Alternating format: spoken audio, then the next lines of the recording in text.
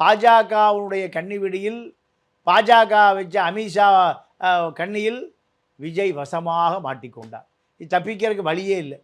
அப்படி தப்பிப்பதாக இருந்தால் நீங்கள் திமுக விஜய் கேரவன் டிரைவரு புஷி ஆனந்த் மொத்த கட்சியும் எங்கே இருக்கும்? திருச்சி ஜெயிலில் தான் இருக்கும். கரூரில் வழக்கு பதிவு செஞ்சு எங்கே இருக்கோம்?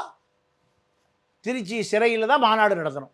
ஆனால் இப்போ அந்த கரூர் இஷ்யூவில் வந்து எடப்பாடி பழனிசாமி பேசினதாக இருக்கட்டும், அண்ணாமலை பேசினதாக இருக்கட்டும், நயினா நாகேந்திரன் பேச, இது எல்லாமே அரசியலுக்காகவா சார்? விஜயை வந்து இழுக்கணும் அப்படின்னு ஒரு விஷயம் பார்த்துங்க. பொட்டிக்கடை வைப்பதற்கே அரசியல் தேவைப்படுது. பொட்டிக்கடை வச்சு நாலு வாழைத்தாரு பழம் சிகரெட்டு கடலை மிட்டாய் மிக்சர் வச்சுருந்தால ஒரு ஸ்டாலின் படம் வச்சுக்கணும். இல்லைன்னா யார் அந்த ஏரியா தாதா வந்து 100 ரூபா கேட்பான், ஏட்டையா வந்து 200 ரூபா கேட்பாரு. மக்களுக்கான ஆட்சின்னு சொல்லிட்டு இருக்காரு. நீங்கள் அதுதான் மக்கள். இதெல்லாம் மக்கள் தானே. ஏட்டையா யார், ரவுடி யார்? இன்னைக்கு பெரிய பிரபலமான தாதா நாகேந்திரன் இறந்துருக்காரு. பிரபல ரவுடி கைது கொலை வழக்கு முதல்ல கிருஷ்ண அவர் தான். எல்லாம் இந்த மக்கள் தானே. இவங்க எல்லாமே 20க்கு மேற்பட்ட வழக்கு இருக்குது. எப்படி 20க்கு மேற்பட்ட வழக்கு இருக்குது?